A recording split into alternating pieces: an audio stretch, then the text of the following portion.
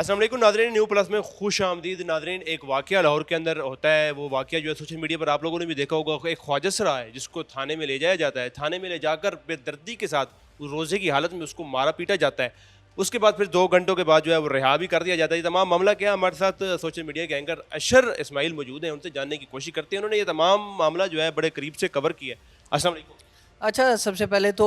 جس طرح کہ اگر دیکھا جائے تو تفریق کی اگر بات کی جائے تو نسل کی تفریق جو ہے، ہم اس سے نکل کے ذرا انسانیت پہ آ جاتے ہیں۔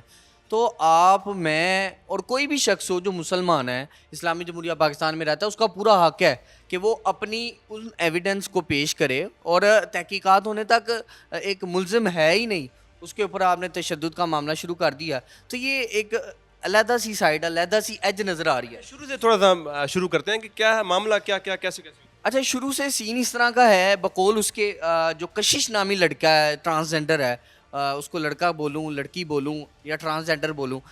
یہ شخص جو ہے یہ اپنے گھر پہ موجود ہے، اور بقول اس کے وہ کہتا ہے کہ اچانک سے ڈولفن والے آتے ہیں اور وہ یہ آ کے الزام عائد کرتے ہیں جی تحقیقات کے لیے جانا ہے، اور پتہ چلتا ہے کہ اس کے پیچھے جو سارا معاملہ ہے وہ حمزہ کا ہے۔ حمزہ کشش کا دوست تھا، اور وہ بد فعلی کے لیے بار بار کہہ رہا تھا کہ جی میرے ساتھ بد فعلی کی جائے، اور جس طرح رمضان المبارک میں، اور رمضان المبارک کا احترام تو ہر شخص پہ واجب ہے، چونکہ ٹرانسجنڈر نے اسے بد فعلی سے روکا کہ جی میرا روزہ ہے، روزے دار ہوں میں، اور رمضان المبارک میں یہ کام جو ہے وہ نہیں ہو سکتا، جس کے بعد اس نے سنگین نتائج کی دھمکیاں دی، اور حمزہ یہ کہتا ہوا رخصت ہوا ہے کہ میں تمہیں دیکھ لوں گا، تمہارے ساتھ بری ہونے والی ہے، یہ کہتے ہوئے رخصت ہوتا ہے، اور اس کے ایک دن بعد ہی ایگزیکٹ ڈولفن والے آتے ہیں اور اس کو اٹھا کے شامل تفتیش کر لیتے ہیں، اور جب وہ گئی تو اس کو پتہ چلا ہے کشش کو،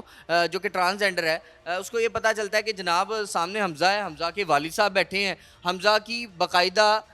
والدہ بیٹھی ہیں، بہن بالکل بہن بیٹھی ہیں ادھر۔ اب بہن نے یہ الزام عائد کیا ہے کہ ایک کنگن اور اس کے ساتھ سونے کے کچھ زیورات جو ہیں وہ ہمارے بھائی نے چوری کی ہیں، حمزہ نے، اور وہ لا کے اس ٹرانسجنڈر کو دے دی ہیں، چونکہ یہ ان کے مراسم ہیں، پہلے بھی دوستی ہے، لہٰذا میں چاہتی ہوں وہ کنگن، وہ زیورات جو ہیں وہ واپس کیے جائیں جو کہ اس کے پاس موجود ہیں۔ ایسا کوئی تحفہ دیا؟ ایسے تحفے کی اگر میں بات کروں تو بقول اس کے وہ حلفاً ایمانی قرآنی بات کر رہا ہے کہ میں رمضان المبارک اور روزے کی حالت میں مجھے اٹھایا گیا، میں نے اس طرح کا کوئی تحفہ وصول نہیں کیا، نہ اس طرح کی کوئی چیز مجھے لا کے حمزہ نے دی۔ حمزہ کا کام اس طرح کا ہے کہ حمزہ منشیات کا استعمال کرتا ہے، اور اکثر